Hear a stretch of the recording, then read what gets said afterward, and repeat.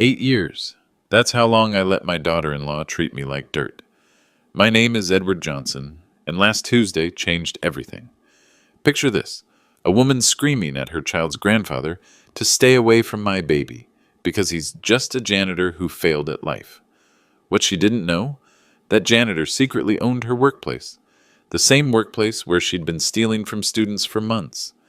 Some people think money talks. I learned it whispers. For 4 years, I pushed a mop through hallways while corrupt admissions counselors destroyed dreams for cash. $89,000 in bribes. 156 students cheated out of their futures, all happening right under my nose. The beautiful irony? My daughter-in-law was the ringleader. When she finally crossed the line that mattered most, hurting innocent kids, I had to choose: stay quiet and protect family peace, or expose the truth and watch her world crumble. I chose justice. Hey, if stories like this hook you, hit that subscribe button. I'd love to know which state you're watching from because this gets wild.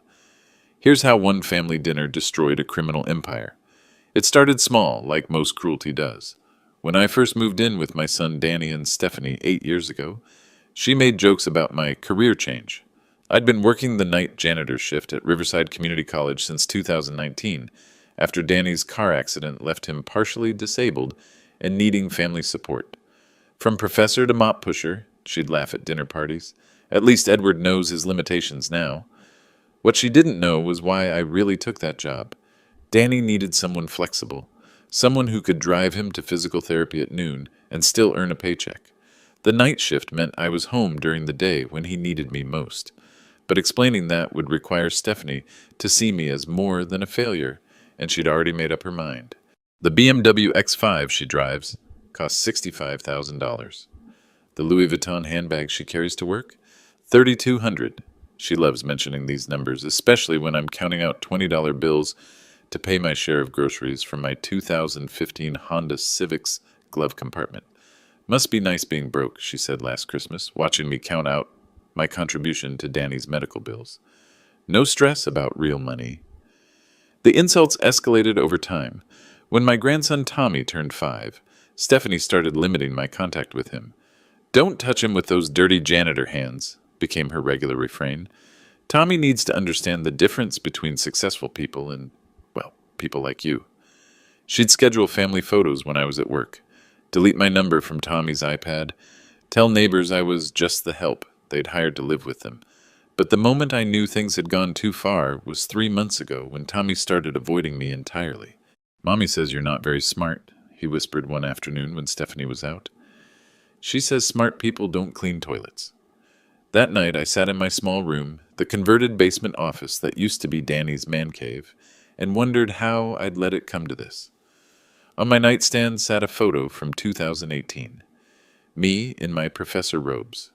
At graduation, Danny proud beside me, both of us believing the future held nothing but promise. Stephanie found that photo once and laughed. "Look at you pretending to be important," she said, putting it face down. "At least now you know what you're actually worth." What she didn't see was the small tablet I kept hidden in my janitor cart, the one I used to manage a foundation that had given scholarships to over 2,000 students, the one that connected me to bank accounts she couldn't imagine. But I kept quiet.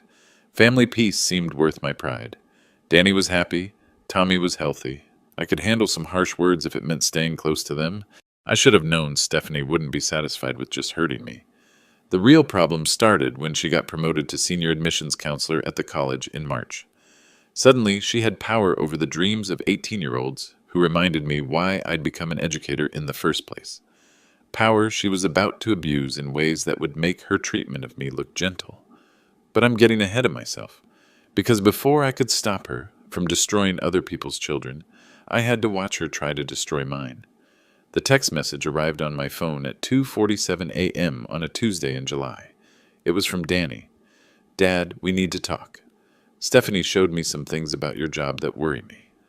I knew immediately what had happened. Stephanie had been building a case against me for months, photographing me leaving the college at odd hours, questioning why I had access to areas most janitors wouldn't. "She thinks you might be unstable," Danny said the next morning over coffee. His voice carried the weight of a man torn between his wife and his father.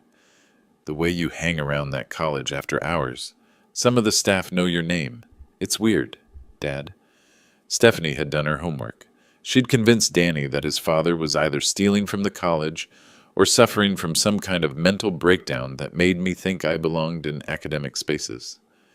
Maybe it's time to consider assisted living, Danny continued, not meeting my eyes. Stephanie found some really nice places. You wouldn't have to work anymore. The trap was perfect.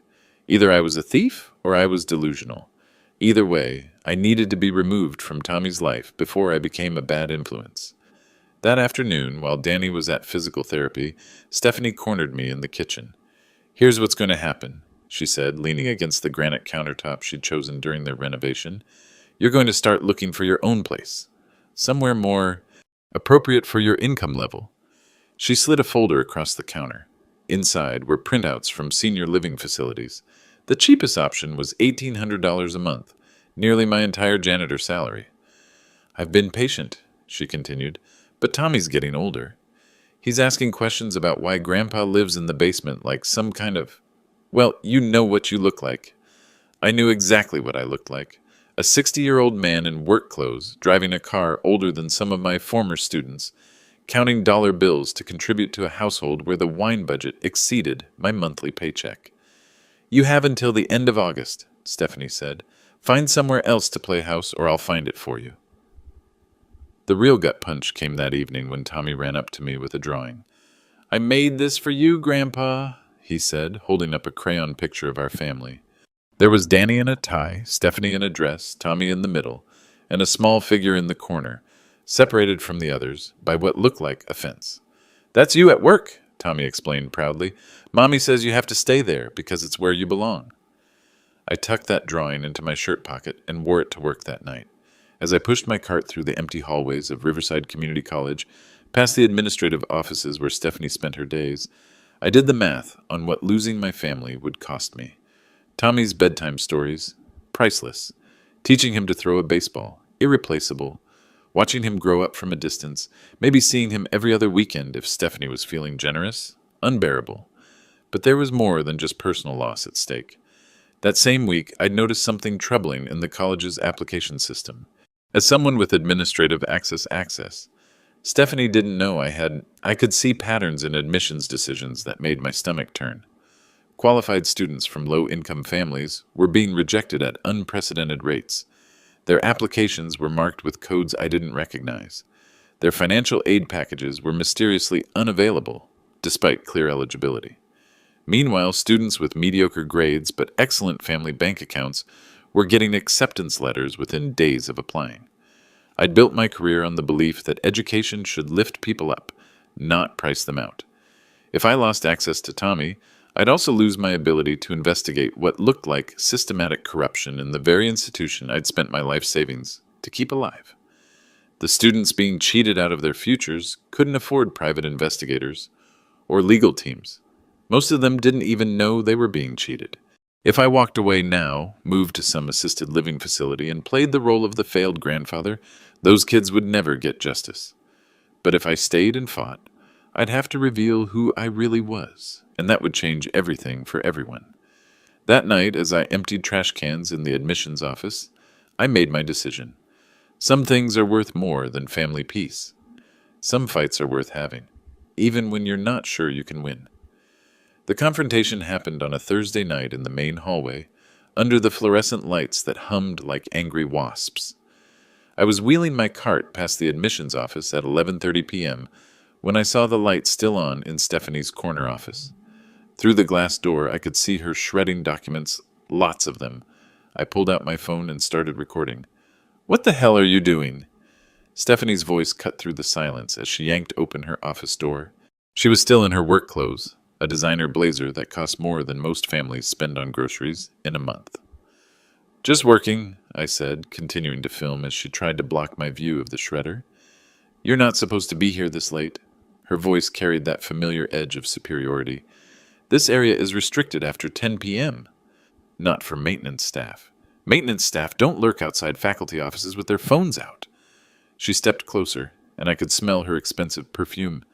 Something French and complicated that probably cost more than my car payment. Delete that video, Edward. Why? What are you shredding at midnight that's so important? Her face changed then. The mask of professional courtesy slipped, revealing something uglier underneath. You think because you push a mop around here that you understand how this place works? She laughed, but there was no humor in it. You think your little janitor badge gives you the right to question actual professionals? I kept filming. I'm just curious why someone who processes college applications is destroying documents after hours. Those are my personal files. The lie came too quickly. And even if they weren't, what would a janitor know about admissions procedures? More than you might think. That stopped her. For just a moment, uncertainty flickered across her face. What's that supposed to mean? It means I notice things. Patterns, like how qualified students keep getting rejected while rich kids with terrible grades get accepted overnight. Stephanie's expression hardened. You're delusional. This is exactly what I told Danny about. You're creating conspiracy theories because you can't accept that your life didn't work out. She moved to grab my phone, but I stepped back. Don't touch me, Stephanie. Give me that phone or I'm calling security. Go ahead. James Wilson knows me pretty well. Another flicker of confusion. James Wilson was the head of security, not someone a janitor should know by name. You're losing it, Edward. This obsession with being important, with mattering, it's sad. Danny's right to be worried. She pulled out her own phone. I'm calling him right now. He needs to see this video of you harassing staff and making up stories about admissions fraud. Don't. Why? Afraid he'll finally see what we're dealing with? She was already dialing. I could hear the phone ringing through her speaker. Danny? Sorry to wake you, but your father is at the college right now, filming me in my office and making wild accusations. I reached over and ended the call. You just made a big mistake, Stephanie said, her voice dropping to a whisper. That's assault. I have witnesses. The security cameras saw everything. The same cameras that recorded you shredding documents. For the first time, she looked genuinely nervous. Those were personal files, she repeated. And even if they weren't, who's going to believe a janitor over a senior admissions counselor with a master's degree? She stepped closer, her voice turning patronizing. Edward, I know this is hard for you. Your life didn't turn out the way you hoped. You thought you'd retire as some respected professor, but instead you're cleaning toilets at the same college where you used to pretend to matter. She paused, letting that sink in. But you can't take out your disappointment on innocent staff members. You can't create these fantasies where you're some kind of whistleblower hero instead of just this. She gestured at my uniform, my cart, my entire existence, as if it were something distasteful she'd found on her shoe. Here's what's going to happen. You're going to delete that video. You're going to apologize for disturbing me while I was working late. And you're going to promise never to bother the administrative staff again. I looked at her for a long moment. Then I saved the video to my cloud storage. I don't think so. Then you're fired. You can't fire me. Watch me. I'll have security escort you out tonight, and HR will have your termination letter ready by morning. Good luck explaining to Danny why you lost the only job pathetic enough to hire you. She smiled then, the kind of smile that comes from knowing you hold all the cards. Unless, of course, you want to be reasonable. Delete the video, apologize, and promise to stay in your lane. Do that, and we can pretend this never happened. I looked down at my phone, at the video that showed her destroying documents in the middle of the night. Then I looked back at her. I'll think about it. You have until tomorrow morning. She turned to go back into her office, then paused. Oh, and Edward? Danny's expecting you to have found your own place by the end of the month. Don't make this harder on him than it has to be. The door clicked shut behind her. I stood alone in the hallway, holding evidence of something that could destroy her career, knowing she held the power to destroy my family.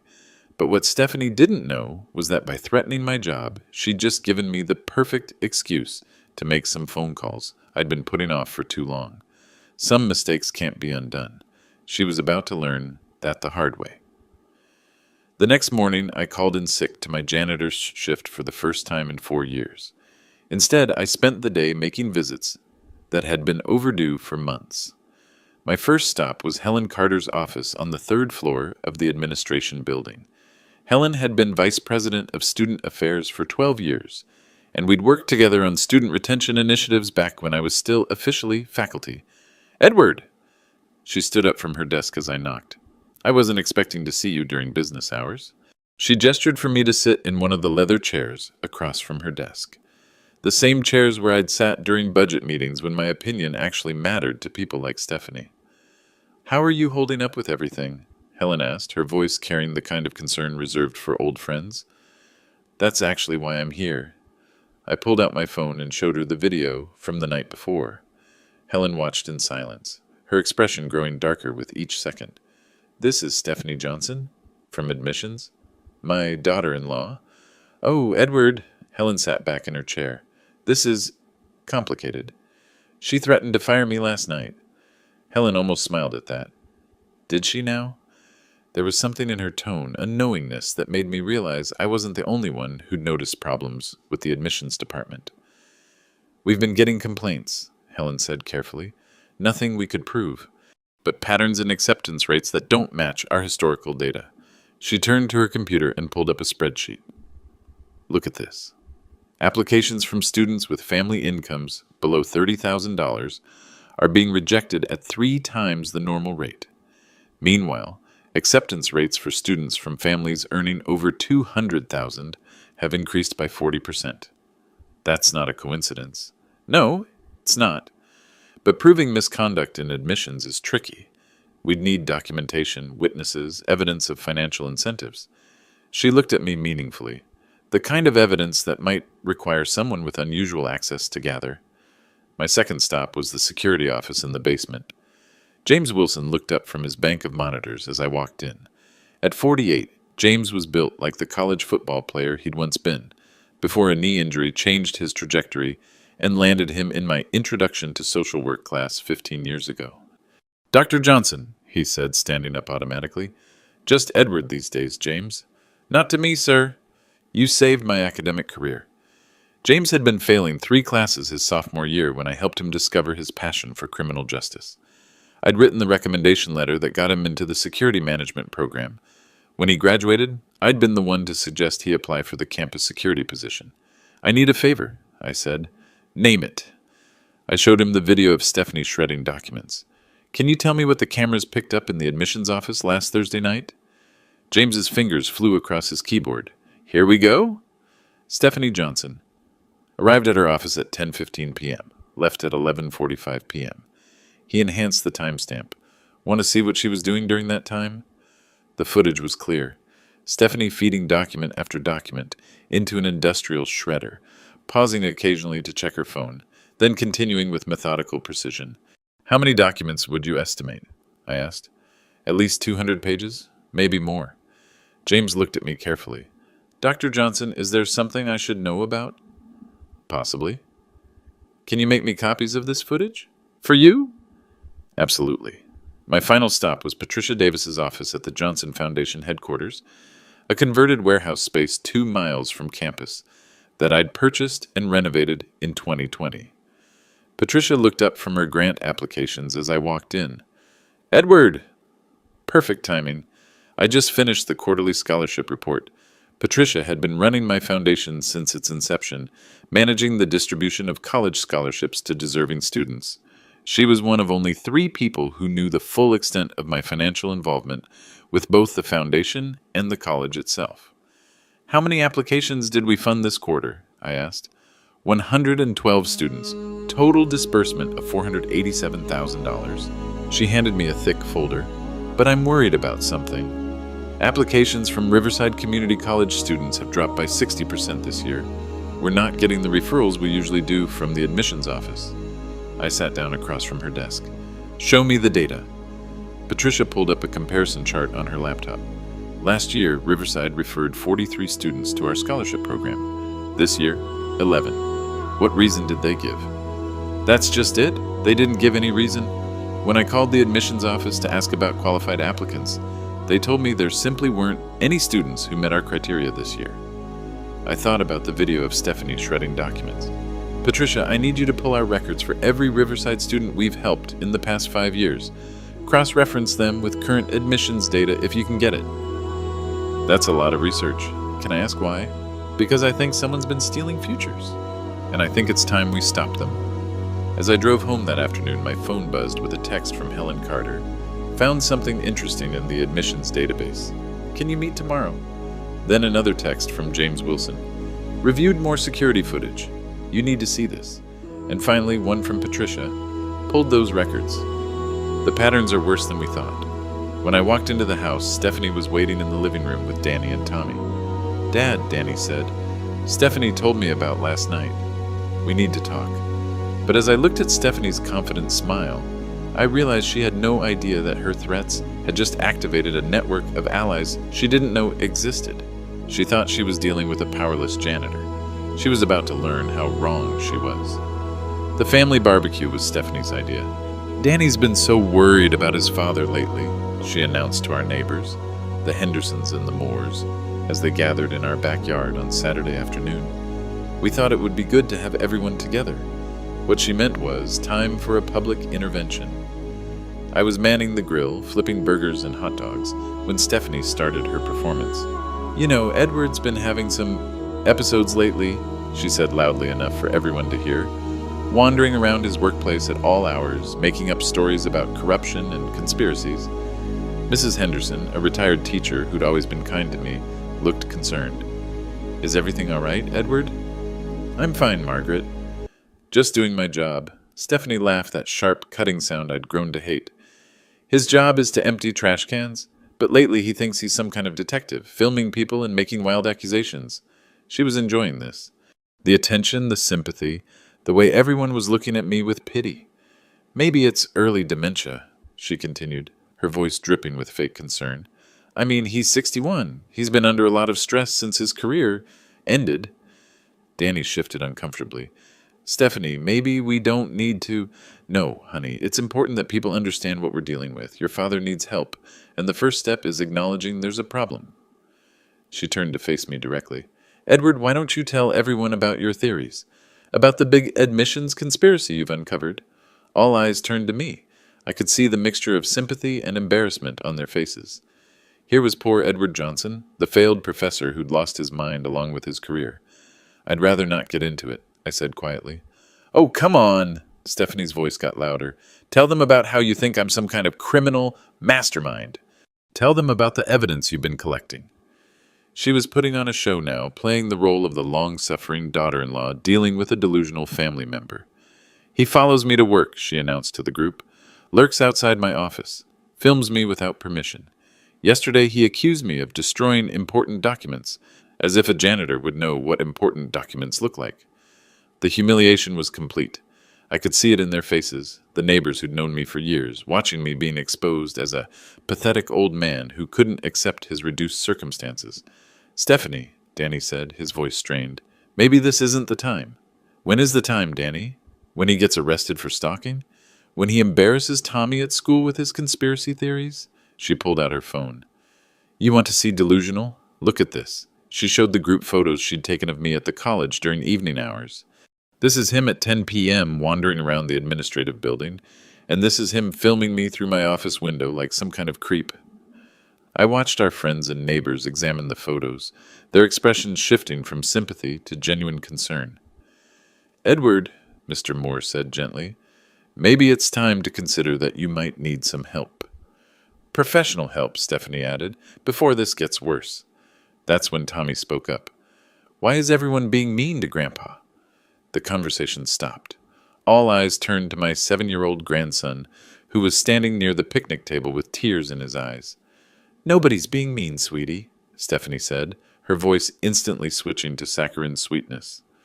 We're just worried about Grandpa because he's been confused lately. He's not confused, Tommy said fiercely. He helps me with my homework every night. He knows everything. Stephanie knelt down to Tommy's level. Honey, sometimes when people get older, their minds don't work as well as they used to. Grandpa is sick, and he doesn't understand that anymore. He's not sick. Tommy ran to me and wrapped his arms around my legs. Tell them, Grandpa. Tell them you're not sick. I looked down at my grandson, then at the circle of faces watching us. Danny's embarrassment, Stephanie's triumphant smirk, our neighbor's uncomfortable sympathy. This was the moment Stephanie had been building toward for months. The public confirmation that Edward Johnson was a broken old man who needed to be managed, medicated, and ultimately removed from his family's life. "It's okay, Tommy," I said quietly. "Sometimes grown-ups disagree about things." Stephanie stood up, satisfied. "See? Even he won't defend his delusions when confronted with reality." She turned back to the group. "This is why we've decided Edward needs to find his own place.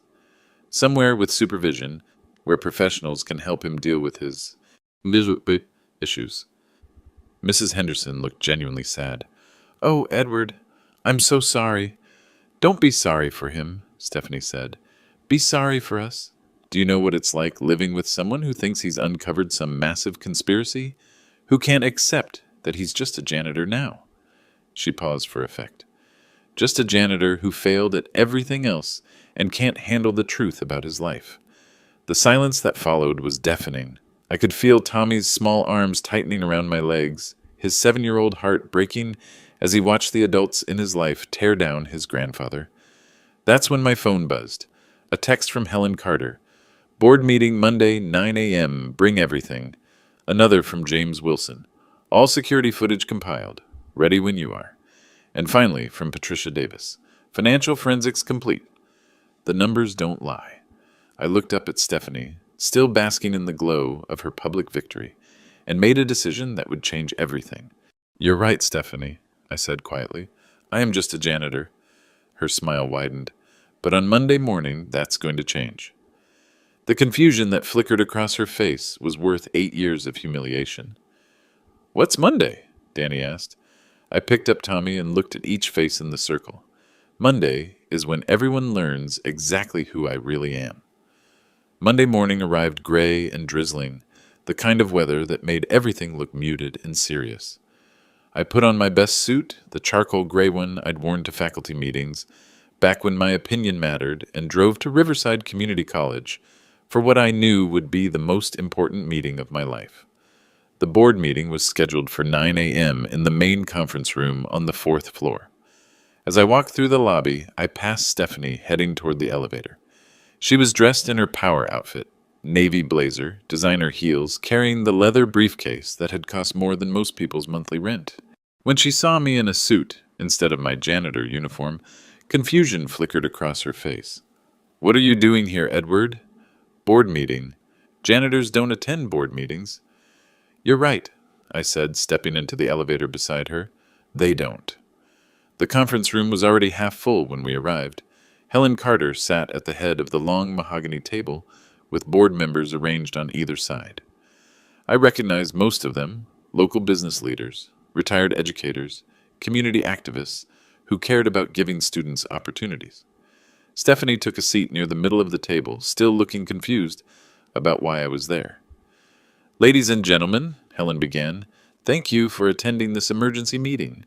We're here to address serious allegations of misconduct in our admissions department." She gestured toward me. "I'd like to introduce Dr. Edward Johnson, who will be presenting evidence of systematic corruption that has affected dozens of qualified students."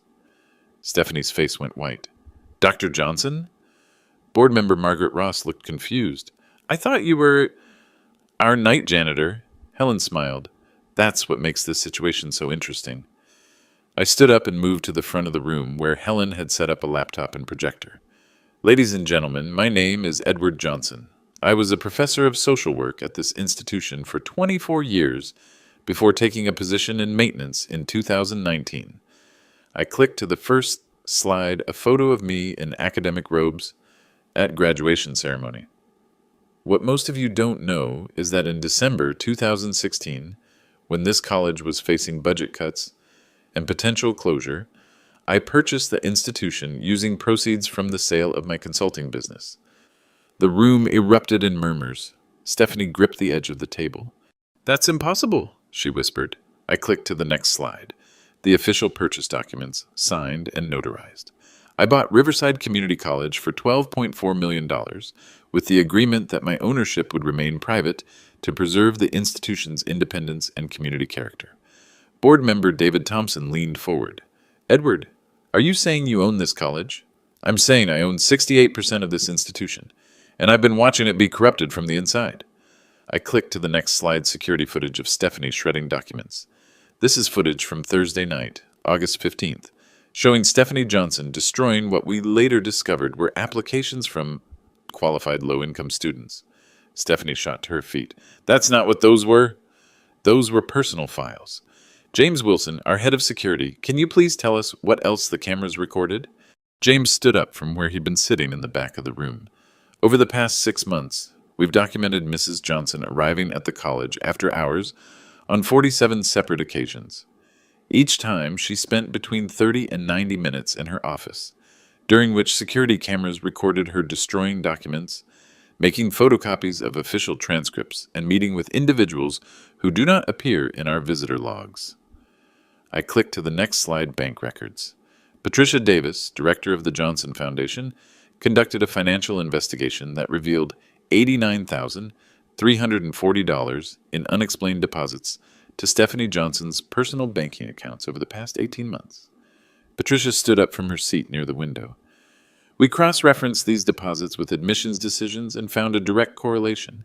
Every deposit was followed within 72 hours by the acceptance of a student whose academic credentials fell well below our published standards.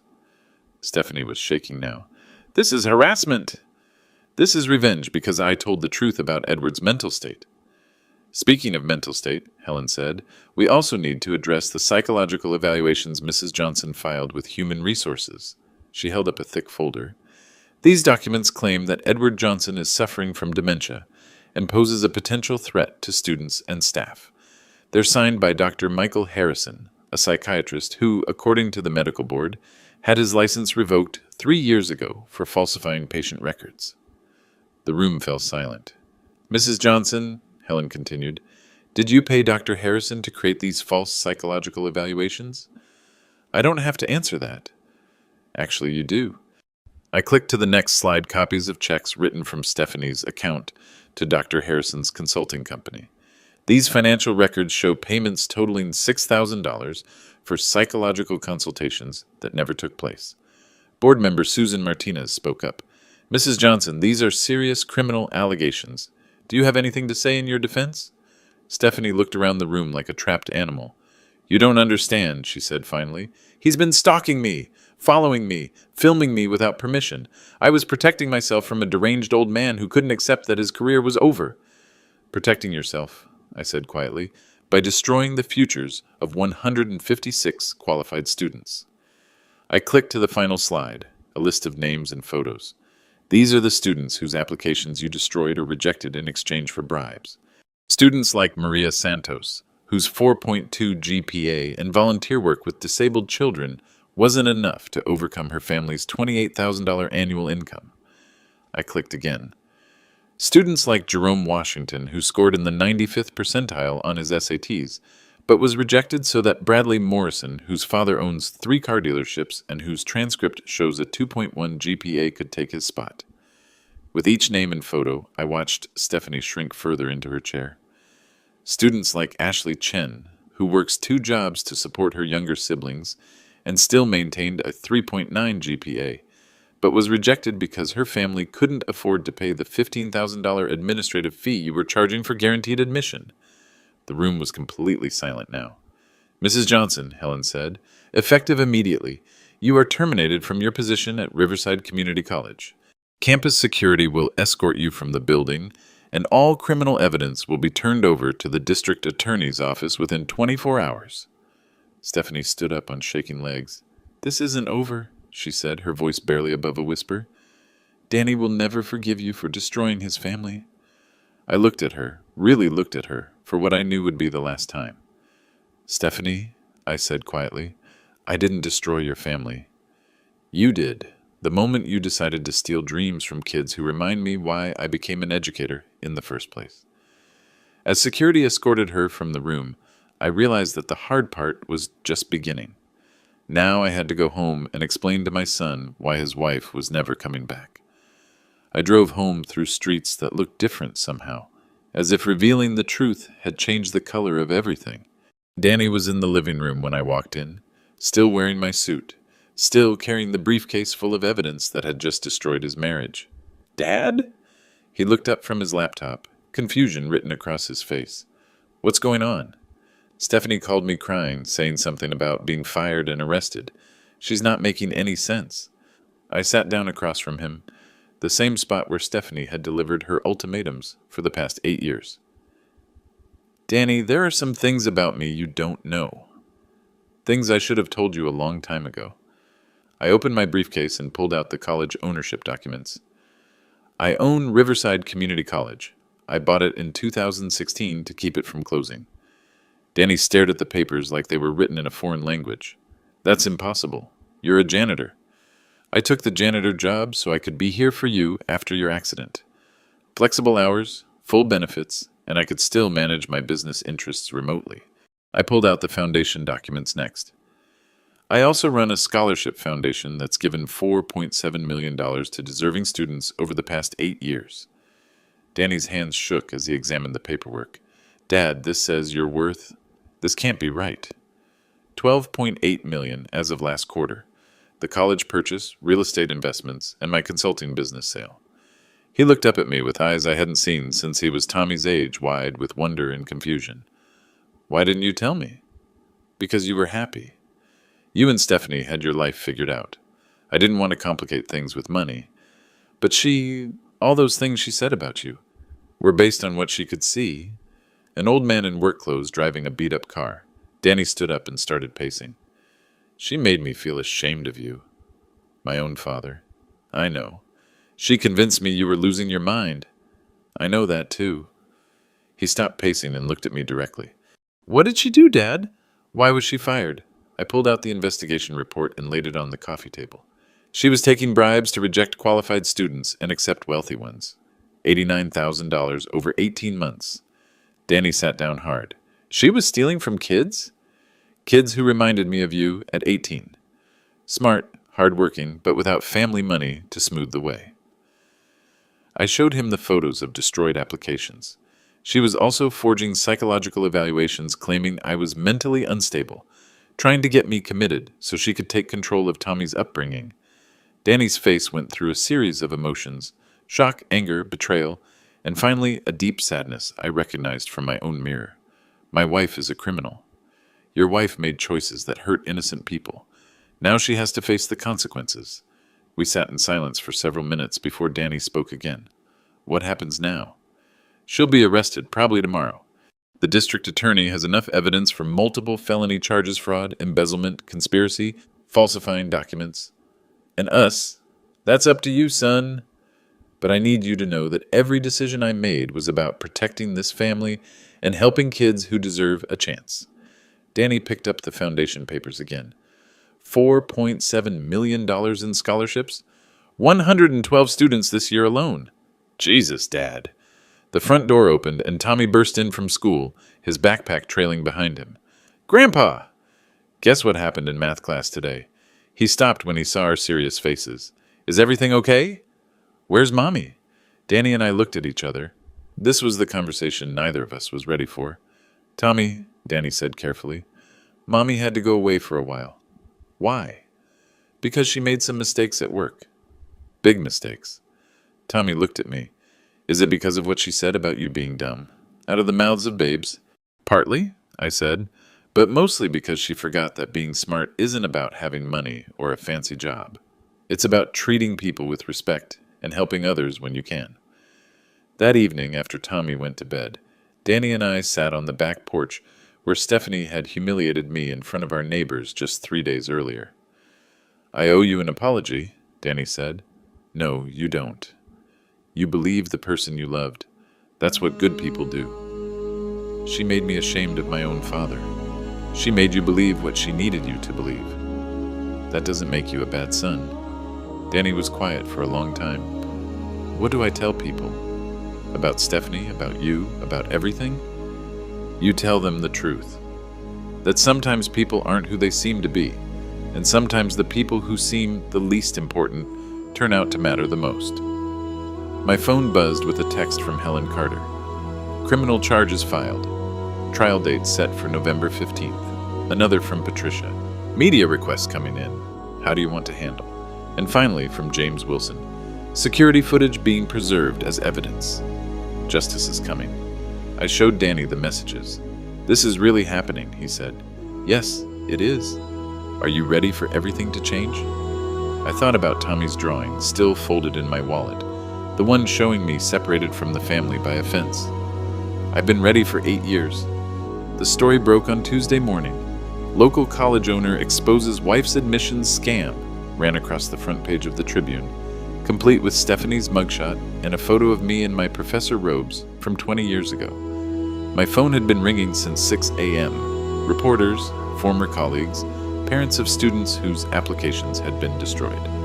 By noon, there were 3 news vans parked outside our house. Danny and I watched the coverage from the living room, Tommy between us on the couch, trying to understand why his grandfather was suddenly famous. Dr. Edward Johnson, secretly one of the wealthiest men in the county, worked as a janitor for 4 years while his own daughter-in-law systematically corrupted the admissions process at the college he owned, the reporter announced from the steps of Riverside Community College. The camera cut to Helen Carter at a podium. We estimate that over 150 qualified students were denied admission so that wealthy families could buy their children's way into college. The Johnson Foundation will be contacting every affected student to offer full scholarships and guaranteed admission. My phone buzzed. A text from Maria Santos, one of the students whose application Stephanie had destroyed. Dr. Johnson, I got the call about my scholarship. I start classes in January. Thank you for not giving up on us. Another from Jerome Washington. My mom is crying. Good tears. We never thought I'd get to go to college. Thank you. And dozens more like them. But not all the coverage was positive. Some are questioning whether Dr. Johnson's deception was appropriate, another reporter announced. By hiding his true identity and financial status, did he enable the very corruption he ultimately exposed? Danny muted the television. Dad, are people saying this is your fault? Some people will always find a way to blame the victim, I said. What matters is that the students get justice. The knock on our door came at 2 p.m. I opened it to find Detective Lisa Morgan from the District Attorney's Office. Dr. Johnson, I need to ask you some questions about your relationship with Stephanie Johnson and the timeline of your investigation. We sat at the kitchen table where Stephanie had delivered so many ultimatums, and I walked Detective Morgan through 8 years of psychological abuse, documented corruption, and systematic theft. Why didn't you report this sooner? She asked. Because until recently, I only suspected something was wrong. I needed proof. And your decision to work as a janitor while owning the college that was an entrapment? That was a father trying to take care of his disabled son. The fact that it gave me insight into corruption was unfortunate but necessary. Detective Morgan closed her notebook. Mr. Johnson, I have to tell you, this is one of the clearest cases of fraud I've seen in 20 years. Your documentation's meticulous. Mrs. Johnson is looking at significant prison time. After she left, I found Danny standing in the garage, staring at the Honda Civic I'd driven for 4 years. Why this car, Dad? Why live like you were broke when you had millions? Because money changes how people see you. I wanted to know who you and Tommy really were, not who you'd be if you knew about the foundation. And Stephanie? Stephanie showed me exactly who she was. Someone who believed that being poor made you worthless, and being rich made you worthy. That evening, we had an unexpected visitor. Mr. Henderson from next door knocked sheepishly, hat in hand. Edward, I owe you an apology. We all do. Saturday at the barbecue, the way we let Stephanie talk about you. You believed what you saw, Bill. Don't apologize for that, but we should have known better. You've been nothing but kind to our family for 8 years. Behind him, I could see Mrs. Henderson and the Moores waiting at the end of our driveway. We were wondering, Mr. Henderson continued, if we could do that barbecue over again, the right way this time. The following week brought a steady stream of consequences for Stephanie.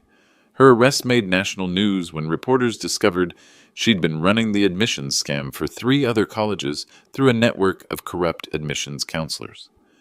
The total amount of stolen bribes exceeded $400,000. Her mugshot appeared on every major news outlet, alongside interviews with students whose dreams she'd crushed for money. But the consequence that hit closest to home came when Danny filed for divorce and full custody of Tommy. She tried to have my father committed to steal his grandson, Danny told the family court judge. She systematically destroyed evidence of her crimes while living in our house. I can't trust her around my child. The custody hearing was brief. Stephanie's criminal charges made the judge's decision easy. Mrs. Johnson will be permitted supervised visitation once per month, pending the outcome of her criminal trial, the judge announced. Tommy took the news better than I'd expected. So, Mommy won't be living here anymore? Nobody. It's going to be just you, me, and Grandpa for a while. Is Grandpa really rich? Danny and I looked at each other. Grandpa has enough money to make sure you can go to any college you want, Danny said carefully. Even if my grades are bad? Especially if your grades are bad, I said, because that's when you'll need to work the hardest to prove you deserve it.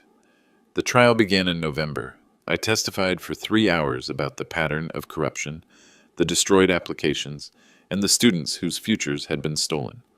When the prosecutor asked why I'd continued working as a janitor, despite my wealth, I gave the simplest answer I could, because the kids I was trying to help needed to know that someone believed in them, someone who understood that your job doesn't define your worth and your bank account doesn't determine your value. The jury deliberated for 6 hours. Guilty on all counts. Stephanie was sentenced to 4 years in federal prison and ordered to pay full restitution to every student she'd cheated. As she was led away in handcuffs, she looked back at me one last time. I felt no satisfaction, no sense of revenge fulfilled, just sadness for the woman who'd had everything, a loving family, a good job, a chance to help young people build their futures, and thrown it all away because she believed that money was the only thing that mattered. 6 months later, I was back in a classroom, not as a janitor this time, but as Dr. Edward Johnson, teaching a new course called Ethics in Education to students who'd received Johnson Foundation scholarships. Maria Santos sat in the front row, the same girl whose 4.2 GPA hadn't been enough to overcome Stephanie's prejudice against poor families. She was studying social work, following a path that reminded me why I'd chosen education in the first place. Dr. Johnson, she asked during our discussion about institutional integrity, when you were working as a janitor, did you ever want to give up? The classroom fell silent. 23 students, all of whom knew their professor had once pushed a mop through these same halls while secretly owning the building. Every day, I said honestly. It's easier to walk away than to fight a system that seems rigged against you. But you didn't walk away. No, because walking away would have meant accepting that some people matter more than others based on how much money their families have. And I've never believed that. After class, I drove to Danny's new house, a modest 3-bedroom in a good school district that he'd bought with money from the college's employee profit-sharing program. Tommy was in the backyard, practicing the baseball throws I'd been teaching him since he was 5. "Grandpa, watch this!" He wound up and threw a perfect strike to the makeshift target we'd painted on the fence. "That's my boy," I said, catching the ball on the rebound. Danny came out with 3 glasses of lemonade. "How was class today?" "Good." These kids remind me why I became a teacher. Any word from the foundation about next semester's scholarships? Patricia says we're fully funding 212 students this year. Biggest class we've ever had. We sat on the back porch watching Tommy practice his pitching form. "Dad," Danny said quietly, "I keep thinking about something." "What's that?" "If you hadn't taken that janitor job, if you'd stayed hidden in your office managing your money, Stephanie might still be destroying kids' futures. Maybe. Or maybe someone else would have caught her eventually. But you did catch her. And you saved all those students."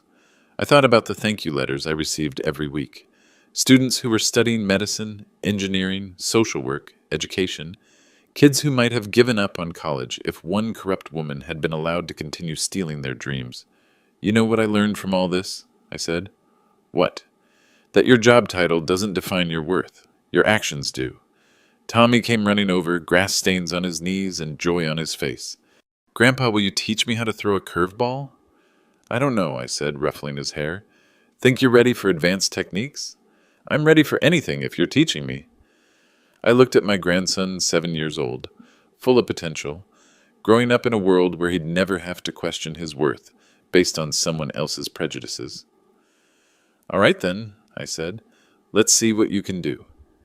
If you've been following this story, I'd love to know, have you ever been underestimated because of your job or appearance?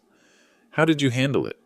Drop a comment below and let me know where you're watching from, because sometimes the most important lessons come from the people others overlook, and sometimes justice comes from the most unexpected places.